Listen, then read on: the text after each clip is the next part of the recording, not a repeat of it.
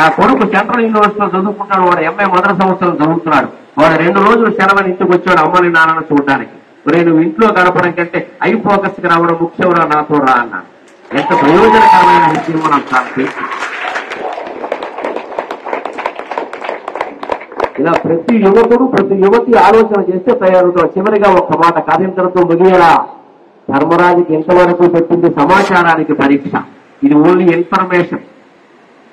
అది గొప్పదా ఇది గొప్పదా, ఏదైనా ఇన్ఫర్మేషన్ సమాచారం. ఇప్పుడు అసలు ప్రశ్న, ధర్మరాజా ఈ జవాబులు నాకు చాలా నచ్చాయి కాబట్టి నీ తమ్ముళ్లలో ఒక్కడిని బతికిస్తా. ఆ ఒక్కడు ఎవరో కోరుకోమంది. చాలా జటిలమైన ప్రశ్న. ఎవరు కోరుకుంటాం? అందరూ సమానమైన ప్రేమ కదా. భీముడు అర్జునుడు, పైగా భీముడు 10,000 ఏనుగుల బలం కలిగిన వాడు, అర్జునుడు పరమశివుడు ఎదిరించి పాశుపతాస్త్రం సంపాదించిన వాడు. ఇది అరణ్యవాసం. 1 ఏడాది అజ్ఞాతవాసం గడిపితే కురుక్షేత్ర యుద్ధం ఉపయోగపడేవాడు అర్జునుడు. నకులుడు, సహదేవుడు, పోయి అన్నదమ్ములు అంటే అందరూ తమ్ముళ్లే. ధర్మరాజుకి పెద్ద పరీక్ష ఇది. ఎవరు కోరుకోమంటే ఎలా? చాలా కష్టం కదా. కానీ ఈ తమ్ముడు ఎవరిని బతికించాలో కోరుకోవాలి కానీ ఒక్క క్షణం ఆలోచించలేదు ధర్మరాజు. ద్రౌపదికి ఫోన్ చేయాలా, కుంతికి ఫోన్ చేయాలా, హెల్ప్ లేని అడగరా. నకులస్తు జీవతు నకులస్తు జీవతు నకులస్తు జీవతు అన్నాడు. నకులుని బతికించు అన్నాడు. ఇప్పుడు ఆశ్చర్యభవనం పొంగ వంతైంది. ఏమయ్యా పిచ్చి ధర్మరాజా, ఎంతటి ధర్మరాజువు, ఎంత మాయకత్వం అయ్యా. 10,000 ఏనుగుల బలం కలిగిన వాడు భీముడిని కోరుకుంటే నీకు యుద్ధంలో ఉపయోగిస్తాడు. పాశుపతాన్ని గెలిచిన వాడు, పరమశివుణ్ణి గెలిచిన వాడు, పాశుపతాస్త్రం చేపట్టిన వాడు, అర్జునుడిని సాధించుకుంటే నీకు రేపు యుద్ధంలో మొత్తం 18 రోజుల యుద్ధం ఆయనే చేస్తాడు. పోనీ తమ్ముడు కదా, చిన్నవాడు కదా అని కోరుకోదలుచుకుంటే అందరికంటే చిన్నవాడు సహదేవుణ్ణి కోరుకో. అటుగాడు ఇటుగాడు మధ్యలో వాడు నకులుడిని ఎందుకు కోరుకున్నావయ్యా అని. వెంటనే ధర్మరాజు ఏం చెప్పాడు తెలుసా?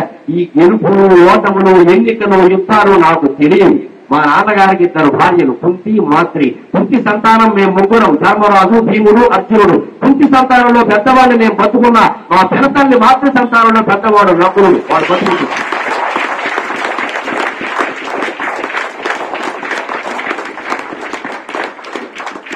ఇంతకు మించిన ఈక్వేషన్లు, రాజకీయాలు, గెలుపు గుర్రాలు, యుద్ధాలు, గెలుపులు ఓటములు నాకు తెలియవు. ఎందుకంటే మా పినతల్లి చచ్చిపోయింది, మా అమ్మ బతికుంది కుంతి. కానీ మా నాన్నగారు పోయినప్పుడే మా పినతల్లి పోయింది. ఆవిడ స్వర్గంలో ఉంది. రేపు నువ్వు పోతావు, నేను పోతాను, మా అమ్మ అందరం పోతాం.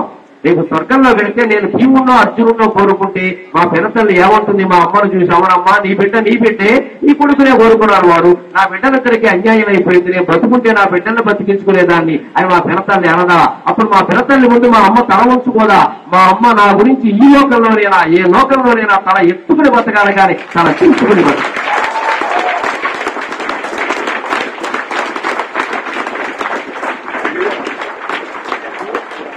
అందుకోసం నేను మా మనుకులను కోరుకుంటున్నా. 2వ మాట లేదు నకులుని బతికించమంది.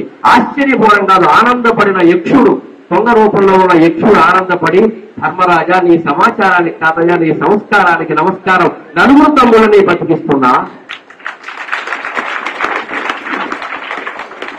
పూర్తిగా ఆశ కోల్పోయిన సందర్భంలో కూడా 4 శవాలు ఎదురుగా ఉంటే ధర్మరాజు గుండె చిక్కబట్టుకుని తన ప్రయత్నం తాను చేస్తే ఇంత ఫలితాన్ని సాధించాడు. మీరు నాయకత్వంలో మీరు నేర్చుకోవాల్సిన ముఖ్యమైన లక్షణం అది. జీవితంలో ఎట్టి పరిస్థితుల్లో ఆశ కోల్పోవద్దు. ఇంత వెంట్రుక వాసి ఆధారం ఉన్న దాన్ని పట్టుకోవడమే. అది పట్టుకుని మళ్ళీ తిరిగి భారతదేశాన్ని మొత్తం మనం పునర్నిర్మాణం చేయొచ్చు. అభ్యంతరం వెళ్ళ మనకి సద్గురువులు ఆశిస్తులు ఉన్నాయి. ఒక మహా తపస్సంపన్నుడైన వ్యక్తి మనకు ఆశీస్సులు ఇస్తూ ఉన్నారు. ఆయన ఇక్కడ ఉన్నారు, అక్కడ ఉన్నారు, సర్వత్రా వ్యాపించిన వ్యక్తి సద్గురు శివానందమూర్తి గారి శిష్యుడని చెప్పుకోవడానికి గర్వపడేటువంటి వ్యక్తులలో నేను ఒకటి. అంత నిరాడంబరమైన మూర్తి. అంత ఆయన మహా తపస్సు నిజంగా ఆమోదించే వ్యక్తులు వస్తారు అంటే ఇవాళ మాత్రమేమే అడిగొస్తున్నాం కదండి. అనుమానం ఏదైనా ఉందా? ఆశీర్వచనం కలిగించడం ఎందుకంటే కావాలి. అటువంటి అద్భుతమైనటువంటి లక్షణాలు నేర్చుకోండి. ఇంకొక మాట చెప్పి నేను సెలవు తీసుకుంటా. సంభాషణ నైపుణ్యం వాళ్ళు బాగా లోపించింది. కమ్యూనికేషన్ స్కిల్ అనే పేరు మీద 3 నెలల శిక్షణ 3,000 భక్షణ చేస్తున్నారు కాబట్టి కమ్యూనికేషన్ రావు. అది సాహిత్యం చదివితే బాగా వస్తుంది. తెలివిగా మాట్లాడాలి. నీ సంసారాలను నువ్వు కాపాడుకోవాలి, అందరినీ కాపాడాలి. సామెతలు, తెలుగు జాతీయాలు చదివితే నీకు పూర్తిగా సంభాషణ నైపుణ్యం అలవాటు వస్తుంది. ఓ ఇంటికి బెచ్చగారు వచ్చేట, మాదా కవడం తల్లి అన్నట్ట. మా ఆయన ఎక్కడైనా కనబడ్డాడా అంది. అంటే ఏంటి? ఆయనది ఇదే డిపార్ట్మెంట్ అని అర్థం. అంత తెలివిగా చెప్పింది. మాదాకవడం అంటే భిక్ష కదా. మాదాకవడం తల్లి అన్నట్టు. ఆవిడ వెంటనే అంతటా వాళ్ళు పుస్తకాలని చెప్పకుండా మా ఆయన ఎక్కడైనా కనబడ్డాడా అంటే మరి ఇప్పుడు ఒక ఐ ఫోకస్ వచ్చే ఒక అమ్మాయి కనపడకపోతే పక్క అమ్మాయిని అడుగుతాం మీ ఇద్దరు కలిసి వచ్చేవారు కదా ఏమయ్యా. ఓ ఇంజనీర్ కనపడదు పక్క ఇంజనీర్ అడుగుతాం అంతే కదా. ఓ మాస్టర్ ఎన్ఎస్ మాస్టర్ కనపడకపోతే పిఎస్ మాస్టర్ అడుగుతాం ఇద్దరు ఒకటే డిపార్ట్మెంట్ అంతే కదా. అలాగే ఓ పుస్తకాలు కనపడకపోతే ఇంకో పుస్తకాలు అడుగుతాం. అందుకని మా ఆయన ఎక్కడైనా కనపడ్డాడంటే వాడికి అర్థమైంది ఒక వీళ్ళ అయింది ఇదే పని అనమాట. అయితే నాకెందుకు కనపడతాడు అందుకే ఫోన్లే అమ్మ పక్క వీధిలో ఉన్నాడేమో మరి ఇదే వీధిలో ఉంటే బాగుండదు కదా.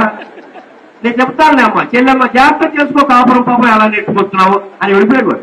దానివల్ల రెండు ప్రయోజనాలు, ఒకటి వాడిని పంపించగలిగింది, రెండోది మళ్ళీ ఎప్పుడు రాడు ఇక్కడికి అనుమానం. ఇది అడుక్కునే వాడు ఇల్లని తెలిసిందిగా. మేము పేదవాళ్ళం మేమే భిక్షాటం చేసుకుంటున్నాం మీకెక్కడ పెడతాం అనే విషయాన్ని ఎంత అందంగా చెప్పిందండి ఆవిడ.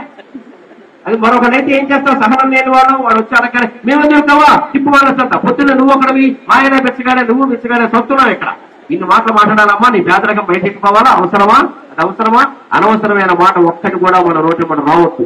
కానీ అవకాశం వచ్చినప్పుడు కుమ్ము రేపేసేలా మాట్లాడవలసిందే దేశం కోసం మనం ఉన్నాం. అటువంటి సంభాషణ నైపుణ్యం ఆ మాట్లాడే చాతుర్యం ఉంటే ఎంత ఆపద నుంచి అయినా తప్పించుకుంటాం. ఒక్క సంఘటన చెప్పి నేను సెలవు తీసుకుంటా. వెనకటి కాలంలో ఉప్పుండు ఒక పండితుడు ఉండేవాడు. ఉప్పుండహ ఆయన పేరు ఉప్పుండహ ఉప్పుండు అంటే ఆయనకి చాలా పేదరికం వచ్చింది, దరిద్రం పడలేకపోతున్నాడు. చివరికి తెగించి తెగించి తెగించి ఒక నిర్ణయానికి వచ్చాడు. కొడితే ఏను కుంభస్థలం కొట్టాలి అని రాజుగారు అంతఃపురంలో దొంగతనం చేశాడు. ఇంకెక్కడ దొరకలేదని చూడు. రాజుగారు అంతఃపురం prime minister office south block అనమాట వెళ్ళిపోయాడు. నేరుగా ప్రైమ్ మినిస్టర్ ఇంటికి ఇంట్లో అంతఃపురం పైగా చేశాడు. లోపలికి వెళ్ళిపోయాడు ఏదో రాకెట్. అక్కడ అన్ని బీరువాలవి రాజుగారు అంతఃపురం దొంగలు సాధారణంగా తిరగ తెలిసి ఉన్నాయి శుభ్రంగా తీశాడు. ఏదో బంగారపు చెంబు కనపడింది. బంగారపు గంట ఎంతైనా పండితులే శాస్త్రాలు గుర్తొచ్చాయి. బంగారపు చెంబు దొంగిలించిన వాడు వచ్చే జన్మలో పందికి పడతాడు. ఈ దిక్కుమాలిన శాస్త్రాలు ఇప్పుడు గుర్తు రాకూడదు. నువ్వు వచ్చిన దొంగతనం కూడా. కానీ మరి పండితులు చదువుకున్నాడు కదా కర్మ ఎంత కర్మ.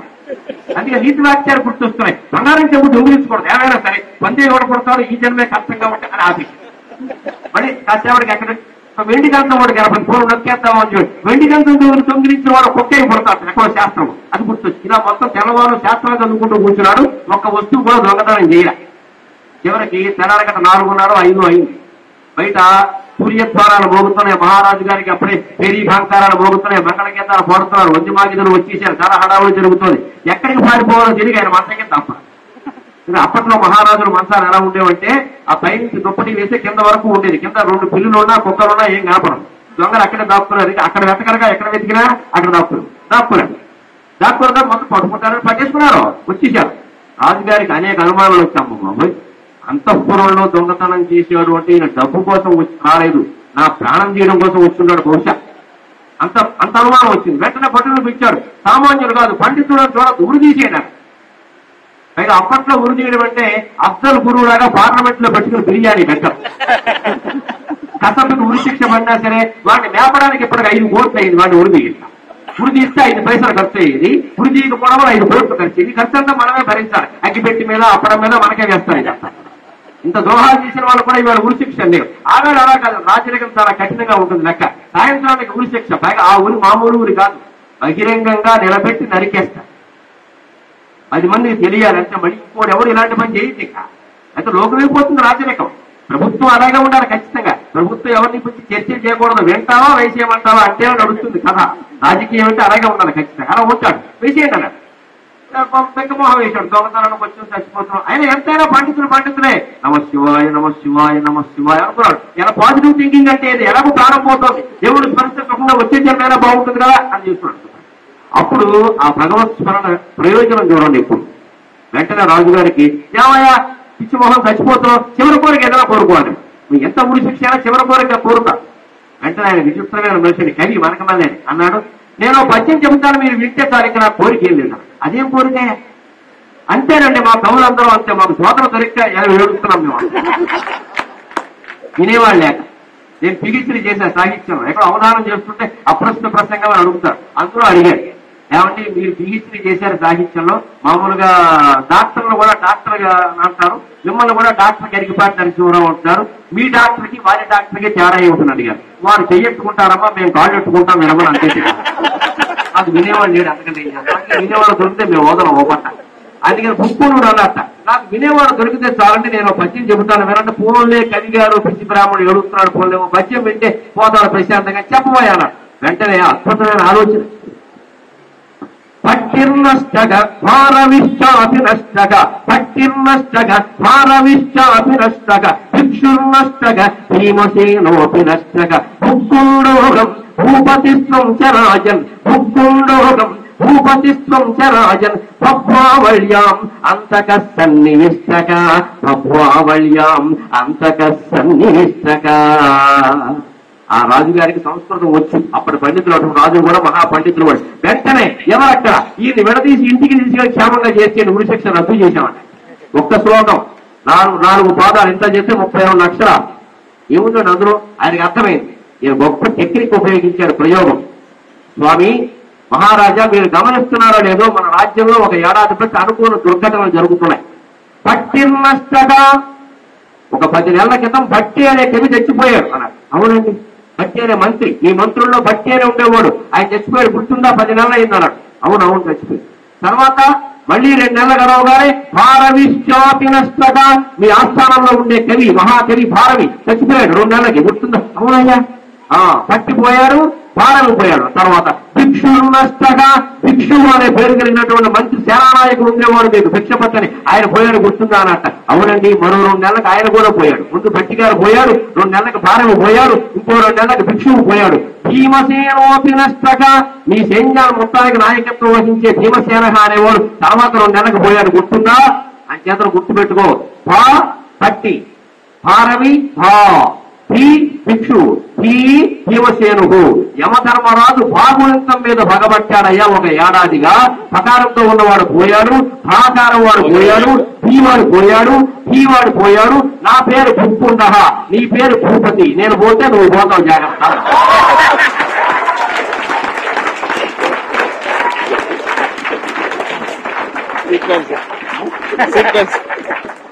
శాస్త్రీయ విజ్ఞానం ఎంత బోధించినా నమ్మని వాడు సెంటిమెంట్ చెప్తే నమ్ముతాడంటే దేశం అంట. అందులో India is more sentimental than scientific. ఇక్కడ గొప్ప విషయం ఏం చెప్పాలన్నా మతంతో ముడిపెట్టి చెప్పాలి. దేవుడు లేకుండా ఎవడేం నమ్మని. అందుకే ఆయన ముడిపెట్టాడు. ఏడాదిగా అనుకోని పరిణామాలు జరుగుతున్నాయి. మొదట పట్టిపోయాడు, తర్వాత భారవి భా భా, తర్వాత భీ భిక్షువు పోయాడు, తర్వాత భీ భీమసేనుడు పోయాడు. ఇప్పుడు భుక్కుండహ పోతే భూపతి, నువ్వు పోతావు నా తర్వాత అనగానే వాడికి అనుమానం వచ్చింది. వీడు బతుకుంటే నేను బతుకుంటా, వీడు పోతే 2 నెలల్లో నేను పోతాను. పాండిత్యం పాండిత్యమే, విద్వత్తే. ఖచ్చితంగా విద్వత్తు రక్షించినట్టుగా విద్యుత్తు రక్షించదు, తెలుస్తూనే ఉంది, అనుమానం లేదు. ఆ విద్వత్తును సంపాదించుకునే ప్రయత్నాన్ని చేయండి.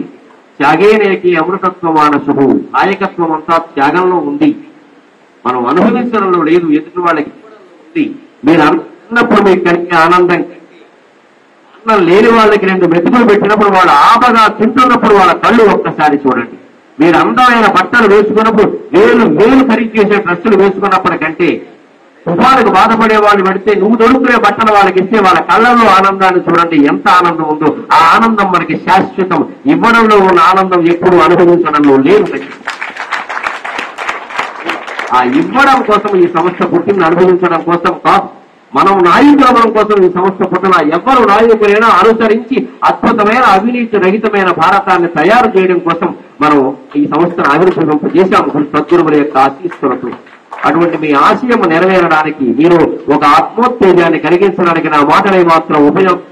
నేను ధన్యుణ్ణి. నాకు ఈ 4 మాటలు నేర్పిన మా అమ్మ ధన్యురాలు. స్వస్తి.